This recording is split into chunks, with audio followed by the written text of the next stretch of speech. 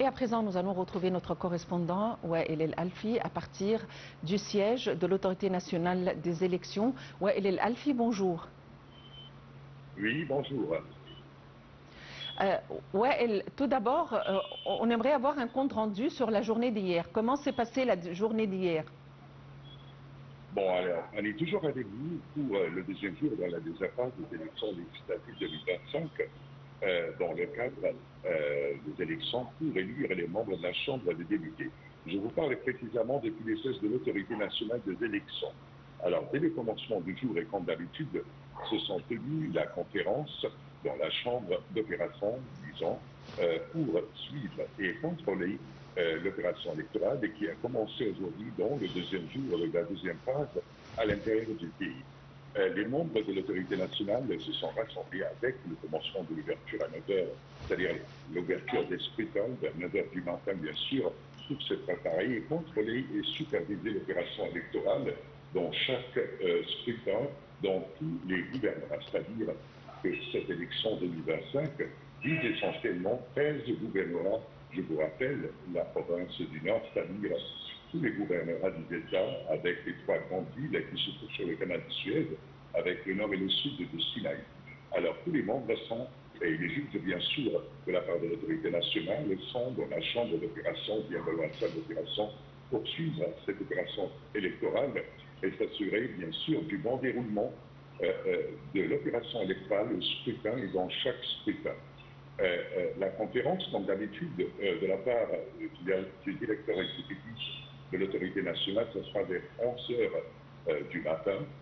Et là, il va commencer à suivre l'opération électorale et à travers les directeurs des bureaux électoraux, bien sûr, pour s'assurer du bon déroulement de l'opération électorale, mais bien sûr aussi pour s'assurer de la transparence et bien sûr de la bonne sécurité, que c'est bien sécurisé de la part des forces des polices. Je vous parle d'hier, si vous voulez. Alors l'affluence, elle était visible au bureau de vote, bien organisée, avec une participation remarquable, avec un mouvement constant de citoyens qui sont venus pour exercer leurs droits constitutionnels dans une atmosphère calme. L'autorité n'a pas communiqué, pas encore de pourcentage officiel pour la participation, mais on a observé une présence notable particulièrement dans les centres urbains et dans les centres descendants. Du côté des candidats, je vous rappelle que dans cette phase, la deuxième, on a presque 13 gouvernements qui sont livrés pour cette opération électorale. Alors, 73 circonscriptions bien districts sont répartis sur ces 13 gouvernements, avec un nombre de 1307 candidats pour le système individuel et bien sûr une ou deux listes de concurrence. Pour l'organisation, l'autorité nationale a renforcé la surveillance et le contrôle de l'opération électorale. Ces bureaux électoraux, bien, ces scrutins, plus de 9200 juges supervisent le processus dans les bureaux de vote, bien sûr en coordination avec le comité exécutif local. Et on a remarqué bien sûr des observateurs, normalement internationaux, bien sûr de la Ligue arabe, de l'Union africaine et d'autres organisations, mais aussi des organisations de la société civile qui sont également présentes pour garantir la transparence et la crédibilité de cette phase de scrutin.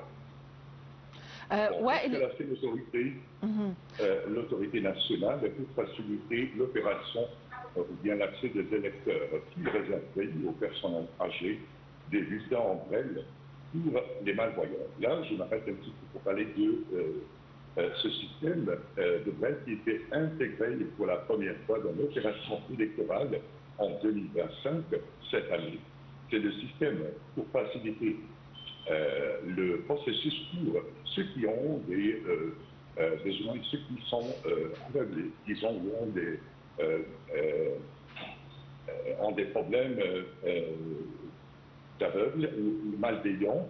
Alors, les bulletins, c'était écrit en brève, c'est-à-dire l'écriture en brève. Alors que l'électeur ou bien le citoyen n'a que présenté seulement lorsqu'il entre ou pénètre dans le scrutin sa carte d'identité alors qu'ils font en écriture de brève pour choisir et lire son candidat dessous. Bon, alors, pendant toute la journée hier, les responsables ont souligné que les bureaux ont fonctionné dans le calme, c'est-à-dire que l'affluence était dans quelque part, disons, calme ou moyenne, qui a commencé au cours de la journée à augmenter, bien sûr, jusqu'à la fin. On espère et on prétend que ça soit plus grand de l'affluence des gens. Je vous rappelle que nous ne sommes pas dans un jour férié, c'est-à-dire que nous ne sommes pas dans un jour de congé pour la majorité de tout le monde, bien sûr. Nous sommes dans un jour à la moitié de la semaine, donc il faut prendre en considération ce cas-là. On est toujours avec vous auprès depuis le siège de l'autorité nationale qui représente la chambre ou bien la salle d'opération pour l'opération électorale ici et poursuivre étape par étape, mais aussi vous mettre à jour de tout ce qui se passe. On a la conférence qui sera tenue vers 11h ce matin par le directeur exécutif de l'autorité nationale, M. Ahmed El-Bedderi, avec les dirigeants des scrutins pour se mettre à point et s'assurer du bon déroulement de l'opération électorale et s'assurer que tout ça se passe bien comme c'était prévu et planifié. Est-ce qu'il y a des problèmes qui ont été reportés, des problèmes nécessitant l'intervention du comité technique ou autre? J'entends pas bien, s'il vous plaît, haussez la voix, s'il vous plaît. Est-ce que des problèmes ont été reportés nécessitant l'intervention du comité technique? Jusqu'aux indications primitives, tout ça se passe bien dans le bon sens. Il n'y a pas même des problèmes ni des incidents au niveau des scrutins à l'intérieur du pays jusqu'à présent. Même parce qu'en fait, le contrôle ou bien la supervision de l'autorité nationale vise que ce soit une opération électorale, ça se fait bien et dans le bon sens, assurant la stabilité et la transparence de cette opération électorale aux citoyens et que tout le monde exerce son rôle démocratique et politique en pleine sécurité. Jusqu'à présent, il n'y a aucun problème, bien sûr. Tout est bien organisé de la part de l'autorité nationale des élections, mais en coopération et en coordination avec les autorités nationales et des gouvernements, bien sûr, partout, mais aussi avec la coopération des forces de la police pour garder la sécurité, dont les scrutins à l'intérieur, mais aussi dans les alentours partout. Alors, aucun problème. On attend seulement le rôle qui sera bien joué par tous les électeurs ou bien tous les citoyens égyptiens qui ont le rôle de voter, de continuer aujourd'hui à se présenter au scrutin, de continuer à exercer leur droit démocratique. Tout est bien planifié, tout est bien organisé à toute mesure. Wael El-Alfi, notre correspondant à partir du siège de l'autorité nationale des élections, merci pour votre intervention. Nous continuons et poursuivons la lecture de notre journal avec cette nouvelle concernant les milices palestiniennes à Gaza qui ont annoncé avoir retrouvé lundi le corps de l'un des 3 derniers corps d'otages encore retenus dans la bande de Gaza. Au cours des dernières semaines, des membres du Hamas avaient pu se rendre dans une zone de la bande de Gaza désormais sous contrôle de l'armée israélienne afin d'y retrouver la dépouille d'un otage qui avait été en leur possession. Au terme du cessez-le-feu entre Israël et le Hamas entré en vigueur le 10 octobre, les milices palestiniennes à Gaza doivent encore rendre 3 dépouilles d'otages. Depuis le début de la trêve, le Hamas a libéré en une fois les 20 otages survivants en échange de la libération de près de 2000 prisonniers palestiniens et a commencé à restituer les dépouilles des otages morts.